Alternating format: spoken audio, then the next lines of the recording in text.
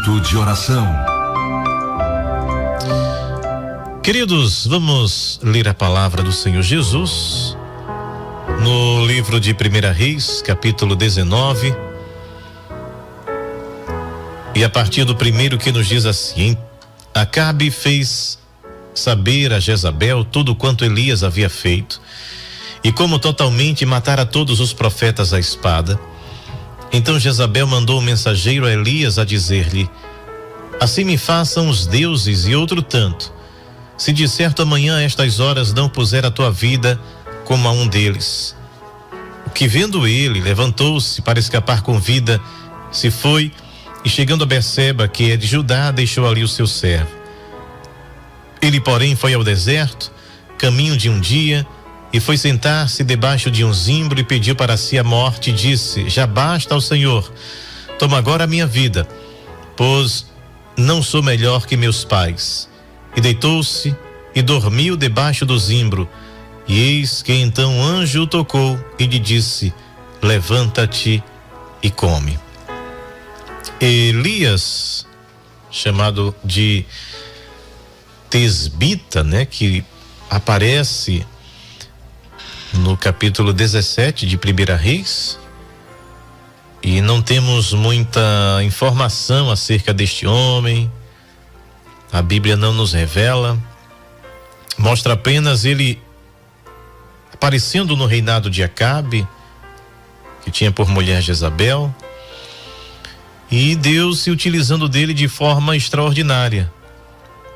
Obviamente haviam outros profetas que também eram usados por Deus, outros anônimos, e por pouco este não se torna um anônimo também, porque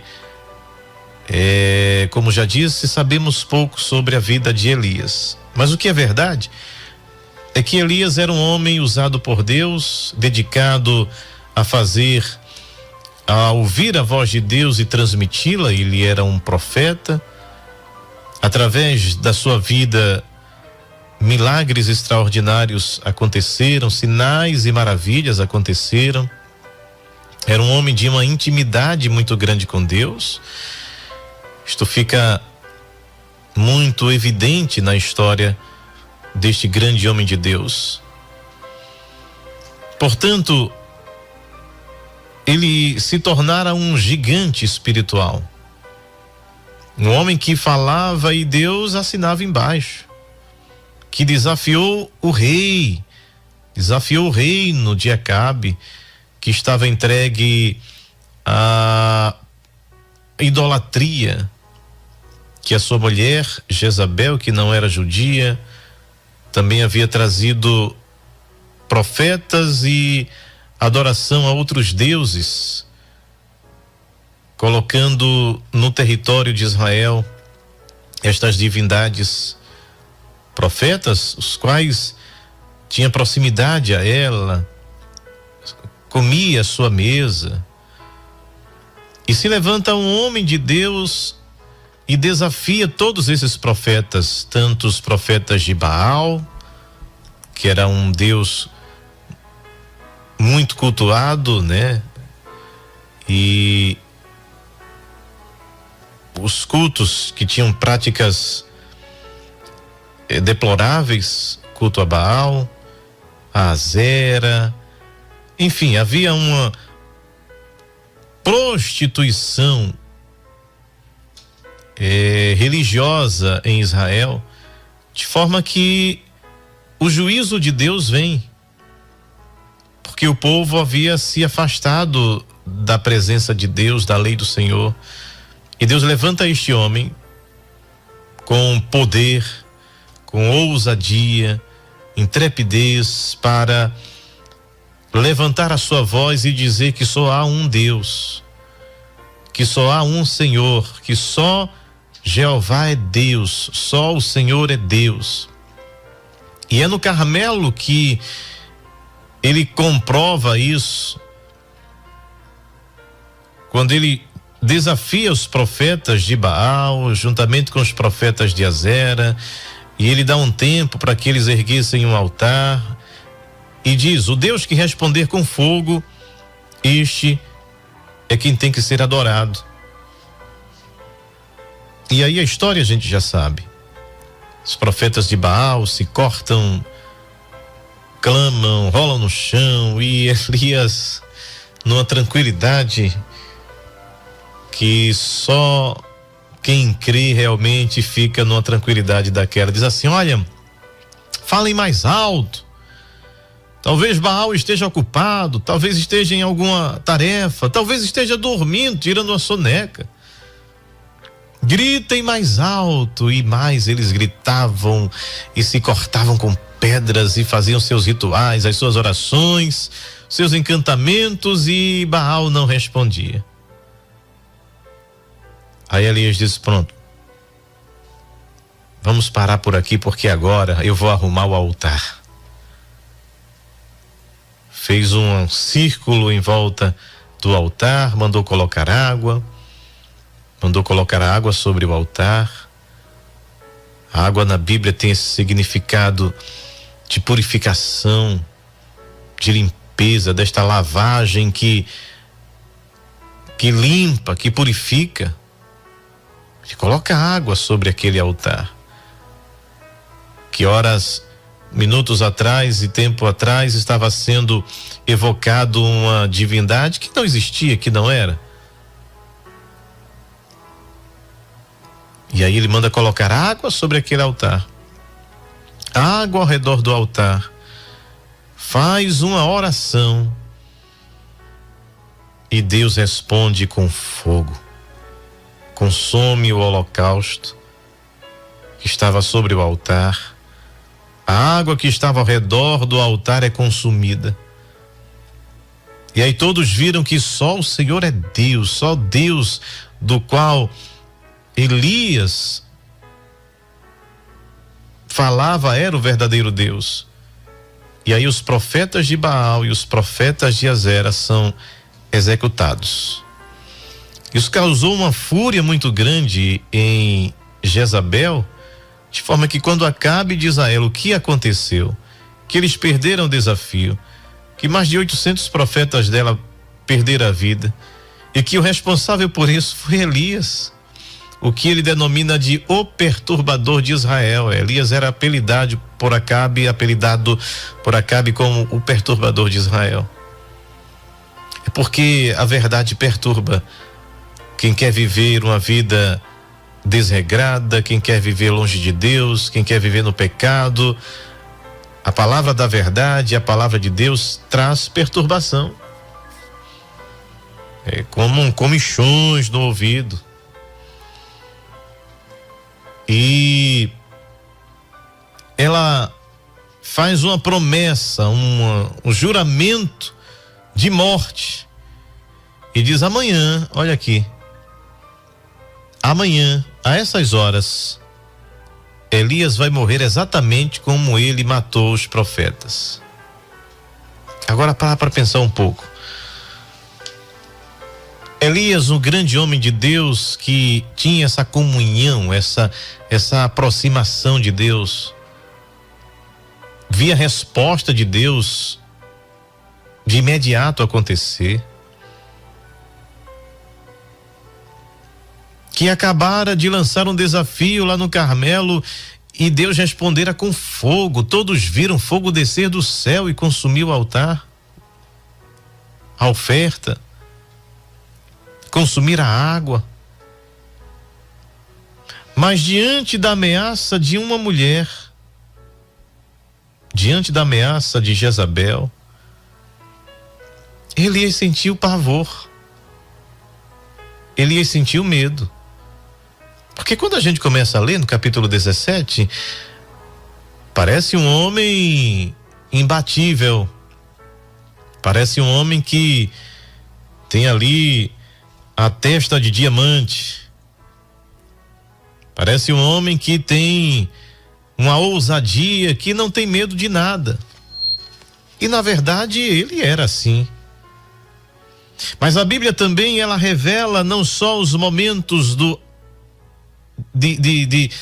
de auge, os momentos em que a nossa fé está lá em cima destes grandes homens de Deus, mas ela mostra também suas fraquezas, suas fragilidades, como diz o escritor aos Hebreus, que eram homens comuns,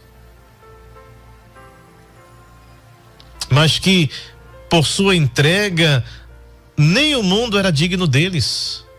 Por essa sujeição a Deus, por essa dedicação a Deus, por essa entrega, por não ter sua vida como preciosa, mas mostra as falhas desses homens, como homens pecadores, como homens que necessitam da graça, como homens que estão sujeitos às mesmas paixões, que têm suas fragilidades.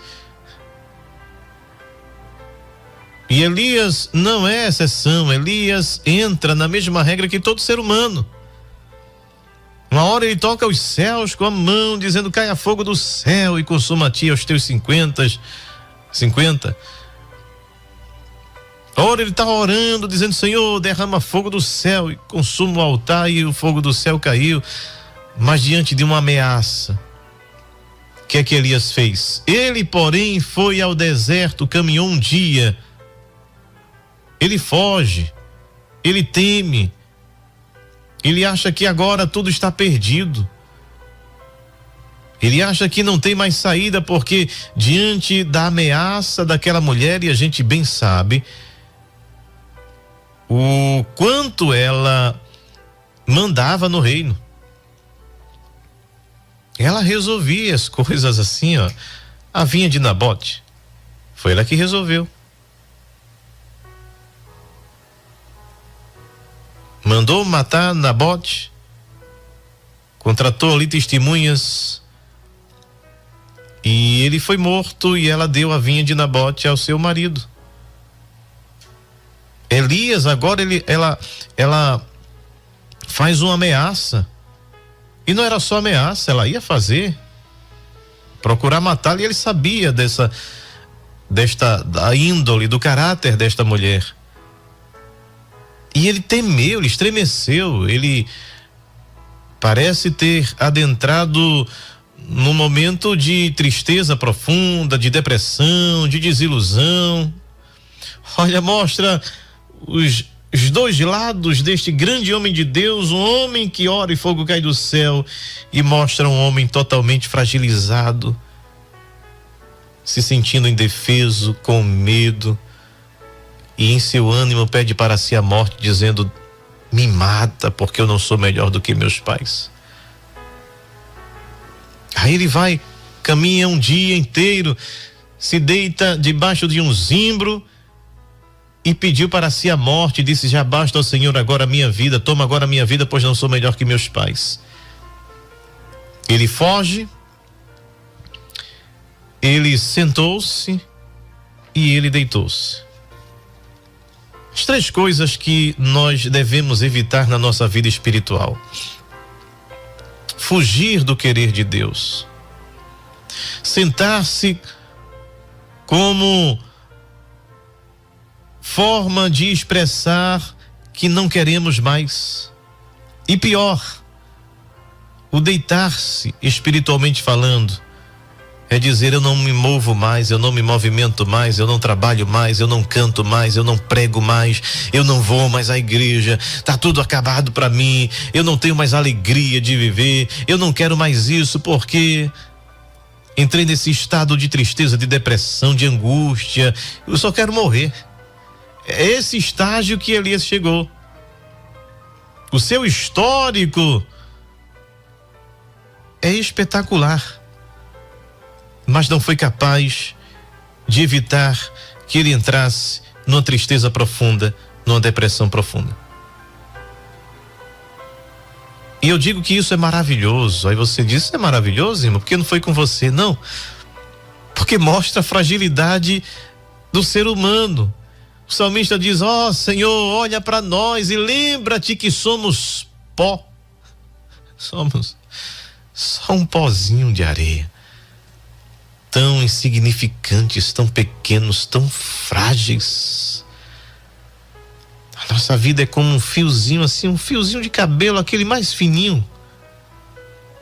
É fragilidade humana. Entre estação, gozando das suas faculdades mentais plenas, e enlouquecer, é uma membranazinha, é muito perto uma coisa da outra. Nós somos extremamente frágeis. Uma gripe mata, um tropeção, caiu, morre. Somos frágeis, a nossa estrutura, apesar de que o corpo humano é espetacular, mas eu falo dessa nossa vida tão efêmera, tão passageira, tão pequena em comparação ao tempo, e da nossa própria fragilidade. Elias é um homem de Deus, é um homem que ora, cai fogo do céu, mas agora ele está dizendo: Senhor, eu quero morrer. Ele foge, ele se senta, ele deita, e o pior dos estágios da nossa vida espiritual é quando dormimos. Fugir significa: não quero mais compromisso, eu quero ir para longe da vontade de Deus. Diante da ameaça, eu me senti pequeno, eu me senti frágil, eu me senti impotente, então eu fujo. Até a companhia que tinha, ele deixa e segue seu caminho sozinho. Fugir não vai adiantar. Os olhos do Senhor estão sobre você. Sentou-se. É o desânimo da alma de sentar e dizer: estou cansado. Sempre que a gente está cansado, a gente quer sentar, dizendo assim: olha, a caminhada não é mais para mim, eu não vou caminhar. E eu sei que algumas pessoas que estão nos acompanhando agora, nos assistindo agora, nos ouvindo agora, ou tomaram, ou estão querendo tomar essa decisão de fugir e de sentar-se, de não continuar a sua caminhada. E aí ele deita. É mais uma expressão do corpo dizendo: deitar não é suficiente, eu quero apagar, eu quero deitar, eu quero dormir, eu não quero mais ver nada, eu não quero nenhum compromisso. Porque dormir já é um quase morte. Fugiu, sentou, deitou, dormiu. Aí o Senhor envia um anjo e disse assim: levanta-te e come. A gente só come quando a gente está com fome, ou se está enfermo, está com fastio e passa muito tempo sem comer. E aí o corpo vai ficando frágil. Mas o Senhor enviou um anjo, um ser celestial, com pão e com água para Elias. E disse: levanta-te e come. E diz: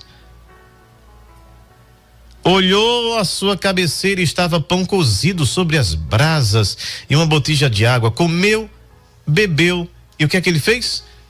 Tornou a deitar-se. A tristeza, a depressão era tamanha que ele está ali diante de um ser celestial, diante de um anjo que lhe traz pão e água, e ele come e dorme e deita de novo. Mas Deus não desiste de você. Deus não desistiu de Elias. Deus não desistiu dele. Os feitos dele estavam diante de Deus, como os teus também estão. E Deus não vai desistir de você. Você que fugiu, você que sentou-se, você que deitou-se, você que está num sono espiritual. Quero dizer que Deus também não desistiu de você. E que neste momento Ele está te dando pão e água. Neste momento Ele está te trazendo alimento do céu.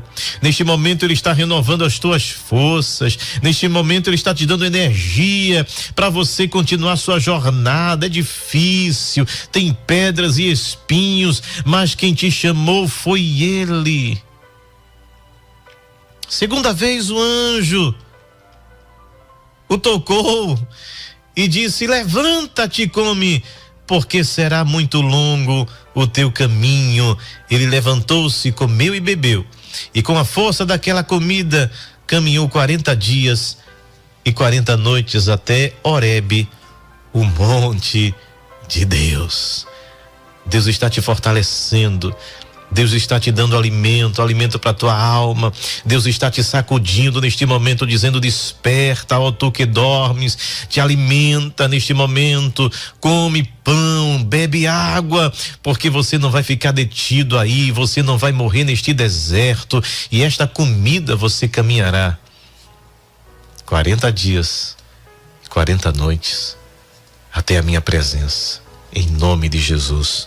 Amém, amém e amém. Pai querido, Pai amado, obrigado pela tua palavra, obrigado por falar conosco, por nos alimentar nesta manhã, dando força àqueles que estão sem forças, àqueles que estão fracos, àqueles que estão desanimados, àqueles que pararam ou estão pensando em parar.